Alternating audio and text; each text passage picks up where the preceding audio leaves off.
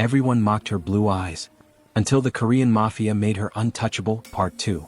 Last season, she walked into the luxurious halls of Gilded Lotus as just a server. Bullied, overlooked, mocked for the one thing that made her different, her striking blue eyes. But the night the Korean Mafia's most feared, and most desired, leader chose her, everything changed. He saw what no one else did. He wanted what no one else could have. And now, he refuses to let her go. Her trembling hands, his cold stare softening, the way he said, "Serve me, and only me." But happily ever after? The scene glitches, darkens. Oh no, that was only the beginning. Shadows moving behind tinted windows. A gun being clipped into a holster. Her blue eyes reflecting fear and longing. His jaw tightening as he says, "You're in danger because of me." Enemies have taken notice. His rivals want her gone. Her co-workers want her downfall. And the man who swore to protect her is hiding a secret that could destroy them both. A single breath. A single heartbeat. A single whisper. "Stay close to me. This time I won't let anyone touch you." Get ready. In Part 2, the romance gets deeper. The danger gets darker. And the bond between them becomes something no mafia rule can break. The rain hadn't stopped since the night he chose her. Every drop that slid down the windows of Gilded Lotus felt like a reminder. Her life had shifted, permanently. The staff room smelled of detergent and leftover incense from the night's closing rituals. She clocked in early, too early, hoping to avoid the stares, the whispers, the envy that followed her now like a scent. But the moment she stepped into the hallway, the atmosphere changed. Silence. Sure. Purposeful. Co-workers who used to smirk openly now froze at the sight of her. Some lowered their heads, pretending to mop floors they'd already cleaned. Others pretended to rearrange cutlery, eyes cutting sideways when they thought she wasn't looking. She had seen fear before, but never directed at her. Not until he chose her. She straightened her uniform, refusing to shrink. Her blue eyes, once mocked, glowed in the soft lighting. She walked through the restaurant with her usual grace, pushing past the sensation that the walls themselves were listening. She didn't get far. "Teacher's pet coming through," one of the hostesses muttered under her breath. But the tone was different now, less bold, more bitter. Fearful. The woman avoided eye contact. Good. She had survived too much to fold now. Still, she couldn't stop thinking about what he said last night. "Someone here is working with my enemies. And they know about you." Her stomach tightened.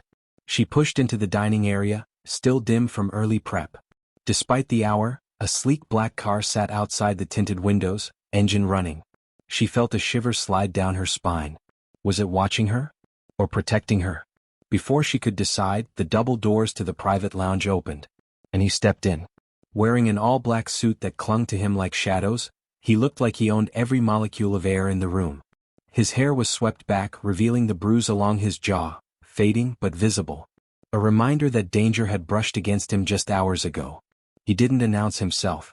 He didn't need to. The restaurant shifted around him. Cooks straightened. Hostesses froze. Managers bowed instinctively. And then he saw her. Everything else fell away. "Early," he murmured, stepping closer. Her heart thudded. Couldn't sleep. He nodded once, reading the truth beneath her voice. "Good. I wanted to see you before the restaurant opened." He stopped in front of her, lowering his voice. "There's something you need to know." Her breath hitched. "There was an attack last night," he continued. "Not on me, on one of my men. Outside this restaurant." Her blood went cold. "Because of me?" "No." His jaw tightened. "Because of us." The floor seemed to tilt. Before she could respond, footsteps approached from behind the kitchen doors. He immediately shifted, placing his body between hers and whoever was coming. His hand pressed gently but firmly against her back. Protecting. Shielding. The sous chef walked through, eyes widening at the sight of the two of them standing so close. A strange flicker passed through his face. Surprise? Disapproval? Guilt? Whatever it was, he dropped his gaze and scurried away. The mafia leader waited until the man was gone before he turned back to her. "See that?" he murmured. "Guilt gives people away before danger does." Her pulse raced. "Are you saying someone here is trying to hurt me?" "I'm saying someone here gave information to my enemies," he said softly, "and that makes you a target." She sucked in a sharp breath. He leaned closer, voice dropping to a whisper meant for her alone. "You will not walk alone." Pause. "You will not talk to anyone you don't trust." Another pause. "And today, You serve no one except me. Her breath caught. The intensity in his eyes softened, but only for her. You're under my protection now, he said. Officially. Before she could process that, her manager rushed into the room. Sir. We didn't expect you this early? He didn't even glance at the man. She works only with me today, the Mafia leader said coolly. The manager bowed so fast he nearly lost his balance. Why yes. Of course. The Mafia leader turned back to her, the tiniest smile ghosting across his lips. Don't look so worried, he whispered.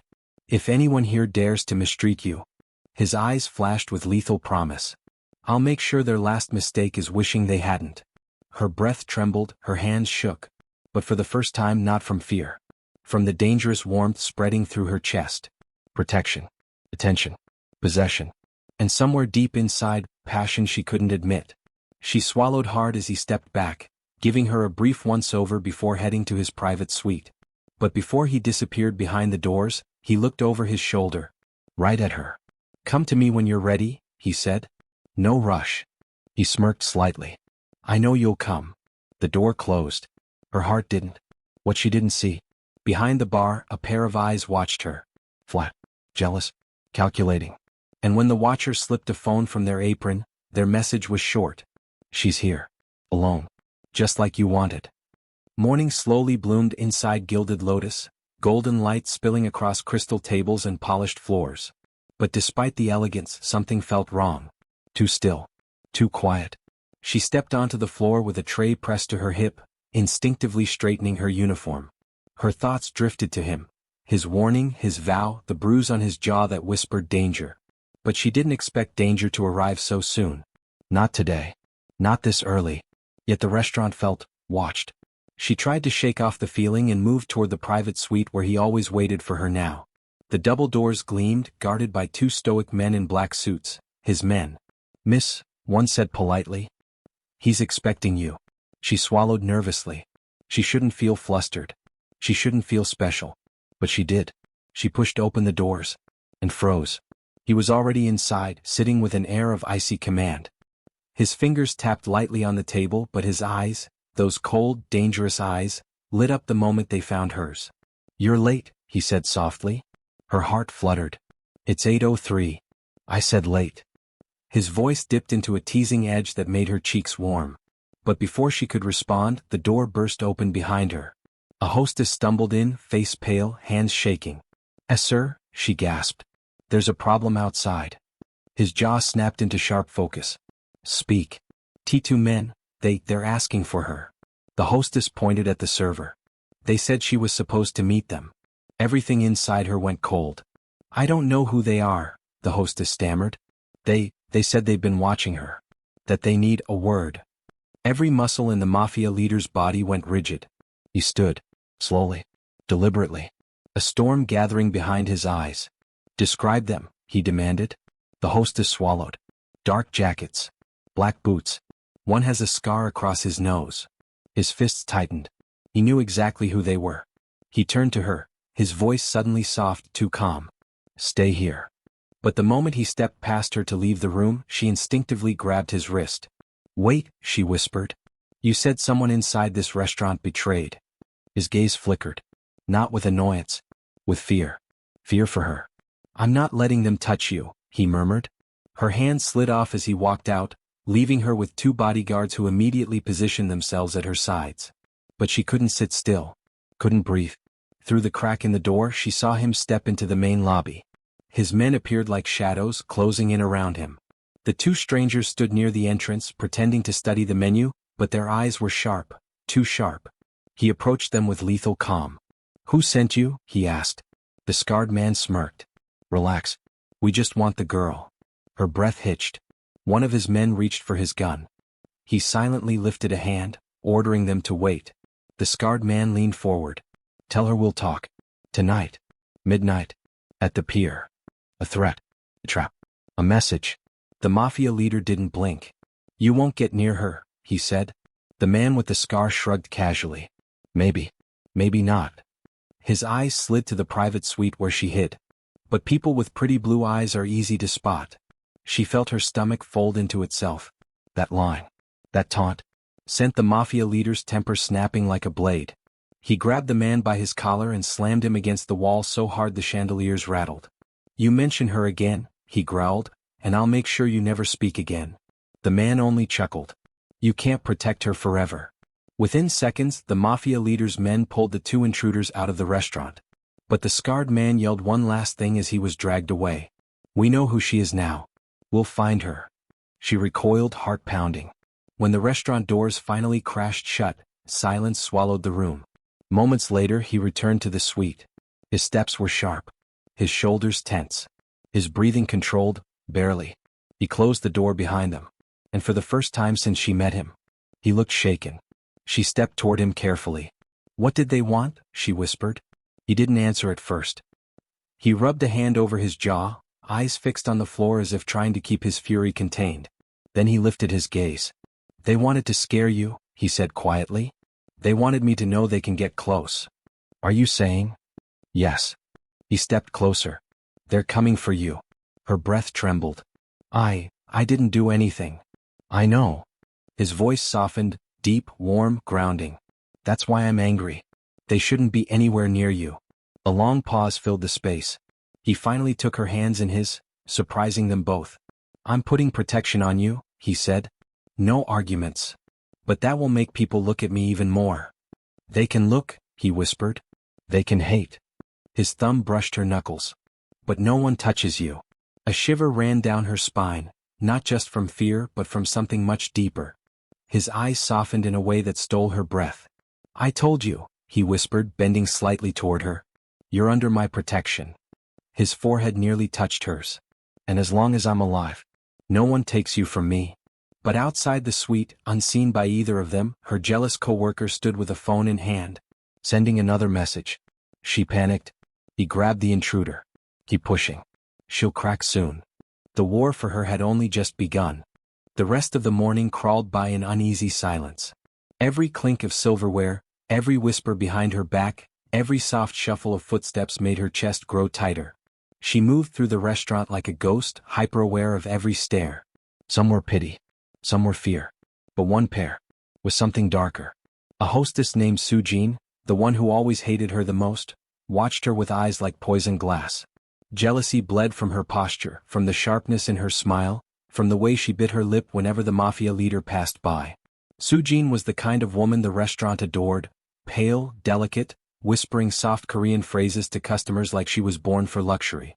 But now, even she struggled to hide the storm brewing inside her. Because the Mafia leader didn't look at her. Not once. Not anymore. He only looked at the woman with blue eyes. And that drove Sujin mad. During lunch rush, Sujin approached her while she was polishing glasses behind the bar. "You know," Sujin whispered, leaning closer, "being chosen by him doesn't mean you're safe." She stiffened. "I'm not interested in this conversation."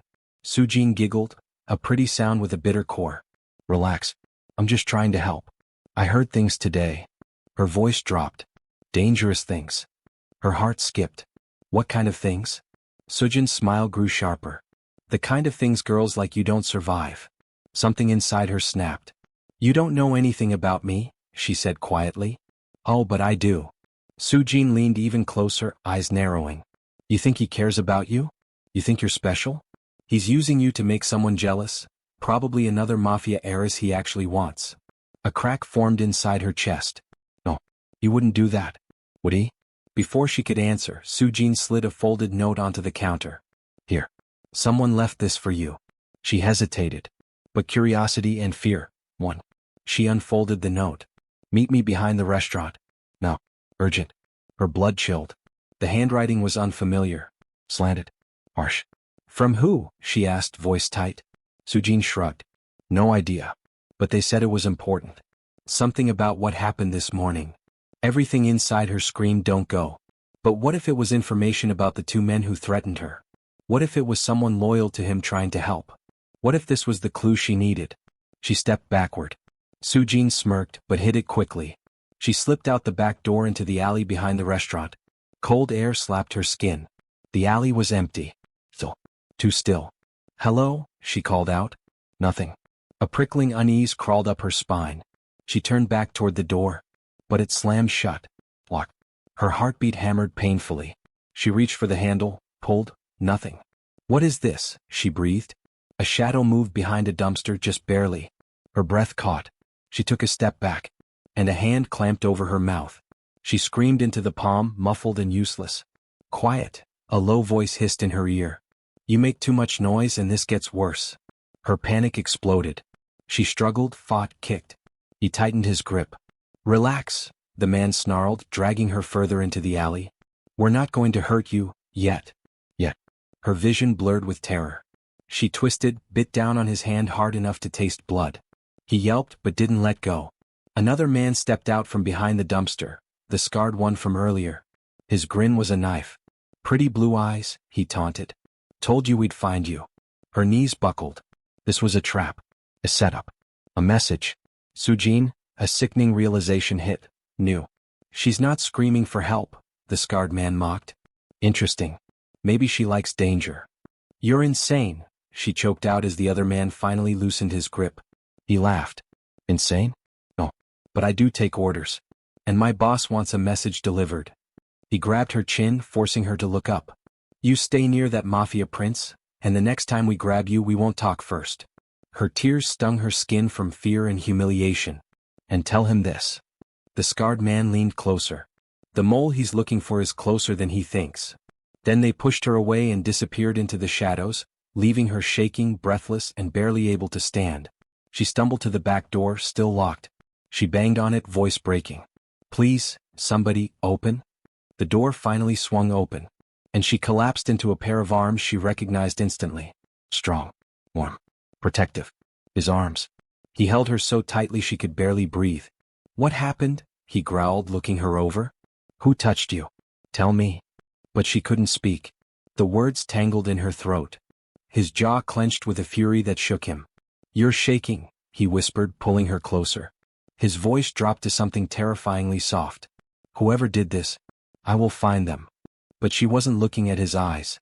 She was looking past him, straight at Sujin standing behind him. Arms crossed, face blank.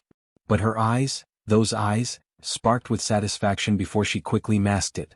Her voice finally broke. I think I walked into a trap. His expression darkened, eyes narrowing into something murderous.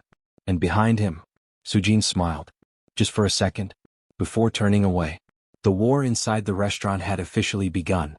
She didn't remember walking back inside the restaurant. All she remembered was his hands, firm, steadying, warm, guiding her through the corridors while her legs trembled beneath her.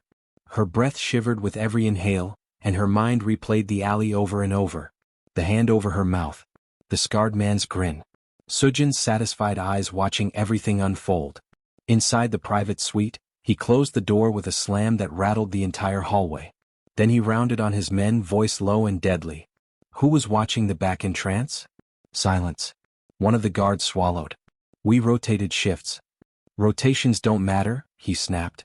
Someone opened that back door for those men. Someone helped them. Her chest tightened. He knew. She knew. But neither of them said Sujin's name yet.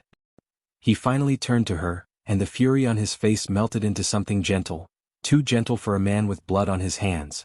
You're safe now, he said. But she didn't feel safe. She felt exposed. Targeted. Hunted. Her voice cracked. They were waiting for me. They said. He stepped toward her instantly, the air between them snapping with tension. Don't repeat their words, he said softly. Don't give their threats power. She swallowed hard, eyes burning. But they knew me. They knew what I look like. They knew where to find me. Her voice shook. They knew I'd be alone. His jaw clenched so tightly a muscle near his ear twitched.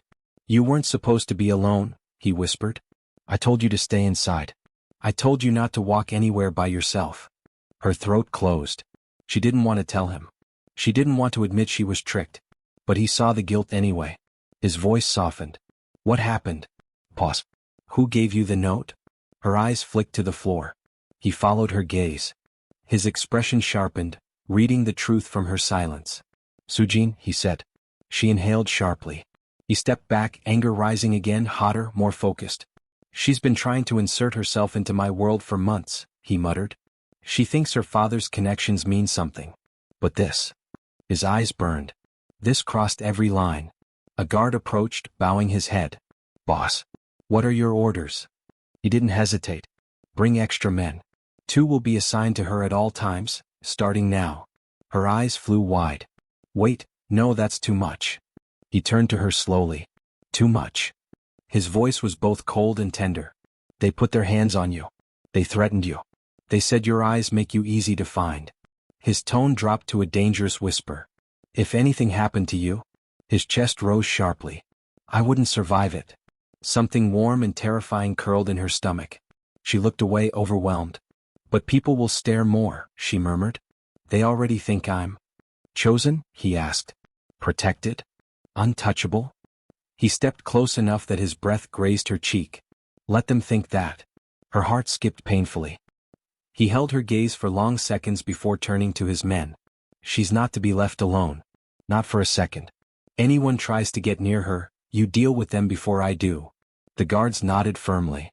One more thing, he added. No one speaks to her without my approval. She stiffened. That's controlling. He turned to her again. No. That's necessary. His voice softened into something dangerously intimate. You're not just a server anymore. Her breath caught. You're under my protection, he said. And that comes with rules. She opened her mouth to protest, but the words never came, because his hand gently lifted her chin. I need you to trust me, he whispered. Even when it feels like I'm taking too much control. His thumb brushed her jaw, slow and deliberate. I'm only doing it because I refuse to lose you. The room thickened with heat, fear, longing, tension, until she couldn't breathe. Someone cleared their throat at the door. The manager. Sir. Soo-jin is asking to speak with you. Her stomach dropped. Of course she was. His eyes turned to ice. No. The manager blinked. She said it's urgent. She can wait, he said coldly. Or she can leave. Pause. Permanently. Shock rippled through the staff outside. Her eyes widened. You'd fire her? He looked at her like the answer was obvious. She set you up. His voice hardened.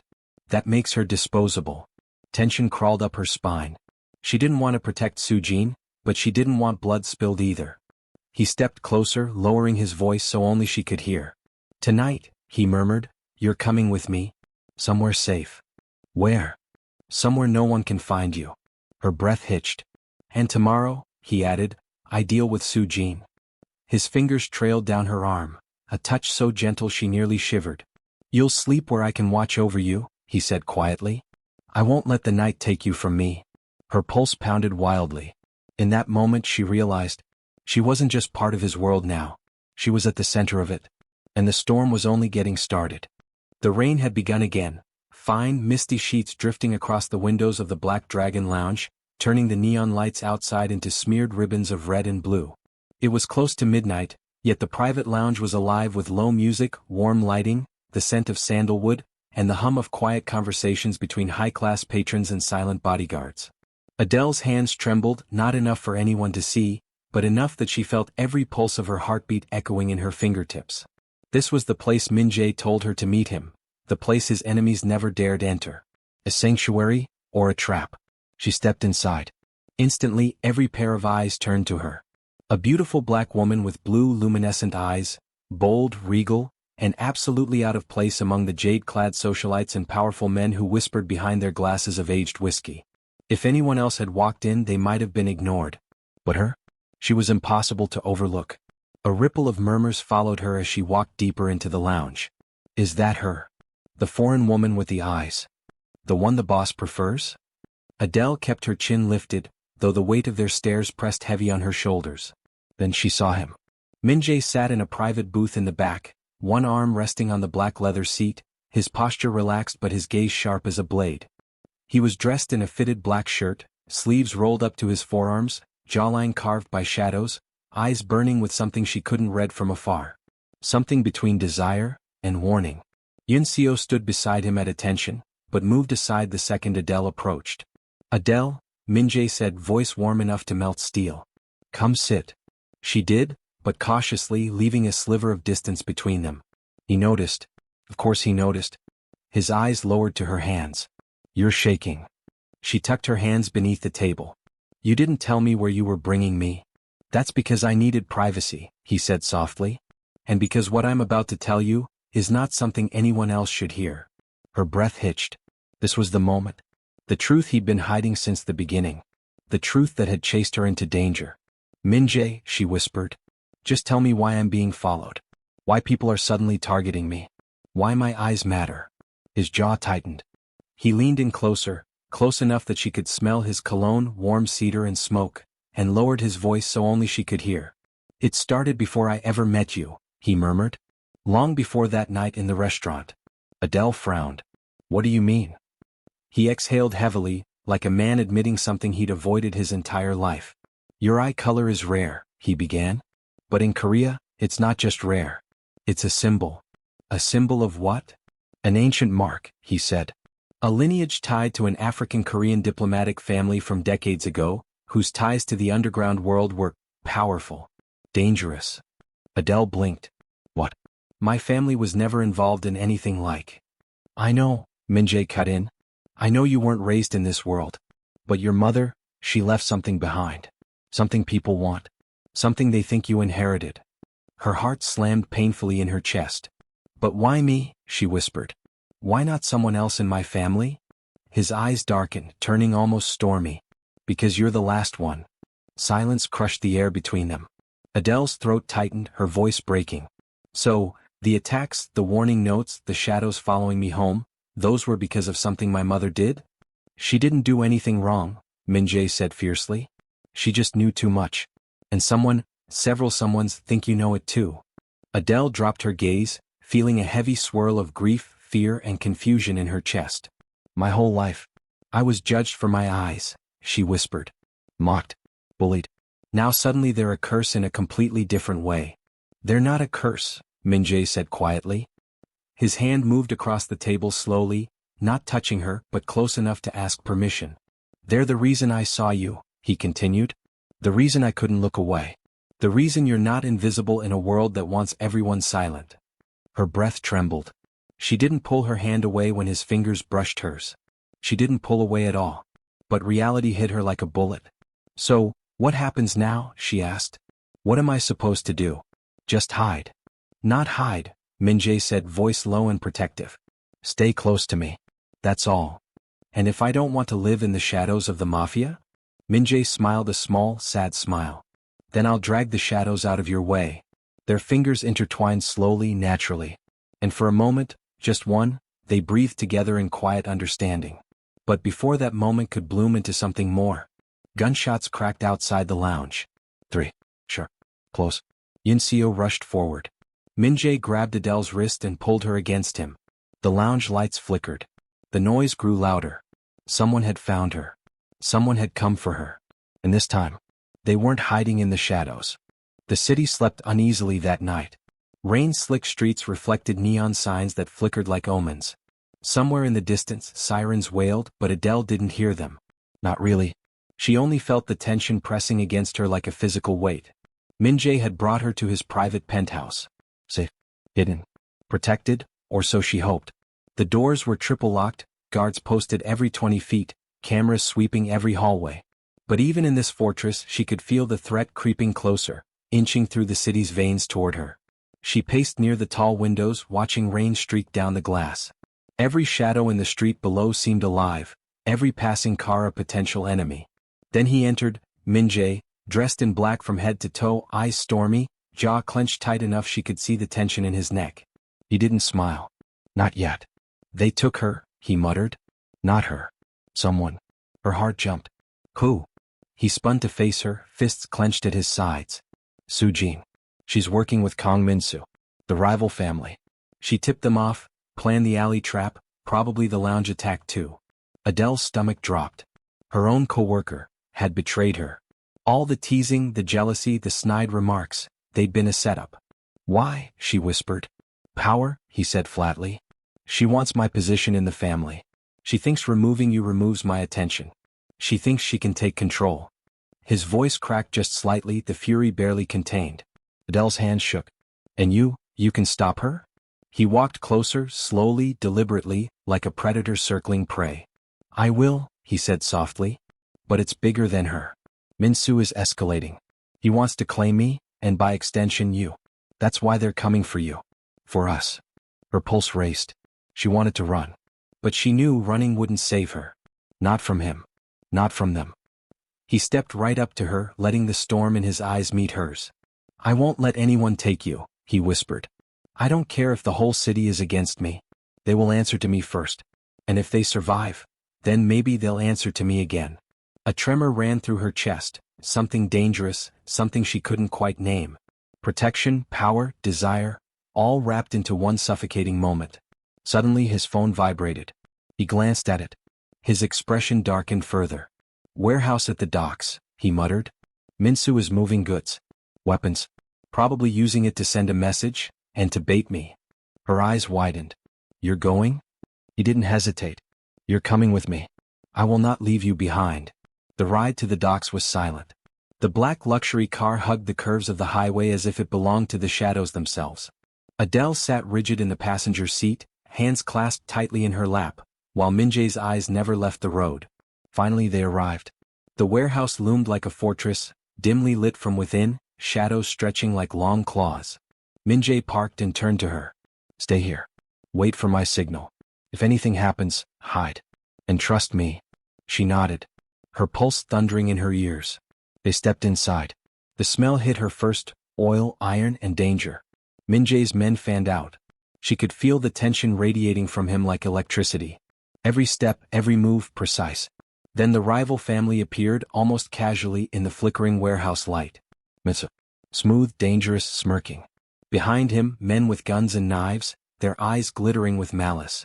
"You brought the girl?" Min-Jae said smoothly. "I hope she'd be brave enough." "She's not a pawn," Min-Jae replied, voice icy. "She's my choice. And you won't touch her."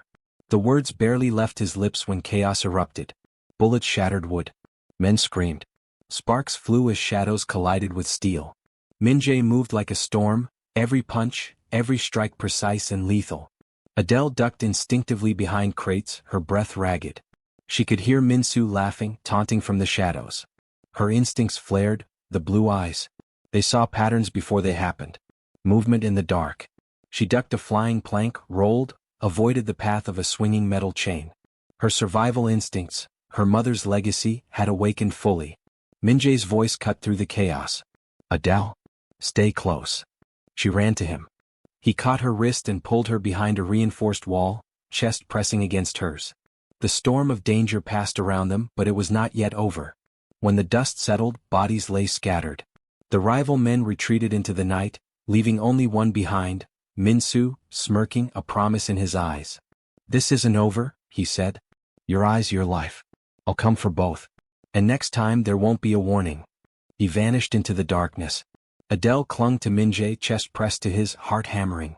"I can't," she whispered. He silenced her with a finger to her lips. "Shoo, you survived. That's all that matters.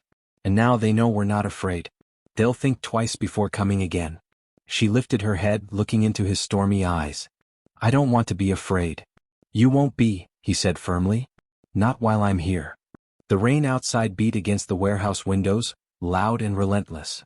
Inside, their hearts pounded together, two warriors against a world that wanted to tear them apart. And for the first time Adele realized, the war wasn't just outside. It was inside them too. The battle for trust. The battle for power. The battle for love. The night sky above Seoul was a violent swirl of rain and neon reflections, the city alive with a pulse that mirrored her own racing heart. Adele clutched her coat tighter as she followed Min-Jae into the abandoned dockyard, the same place where Min-Jae had ambushed them before. But this time, she wasn't just running. She was ready. They paused behind a stack of shipping containers. Min-Jae's eyes scanned the shadows, calculating, precise. His hand found hers and held it tight, reassuring, protective, intimate. "They're expecting me," he muttered. "But they won't expect you to be ready this time."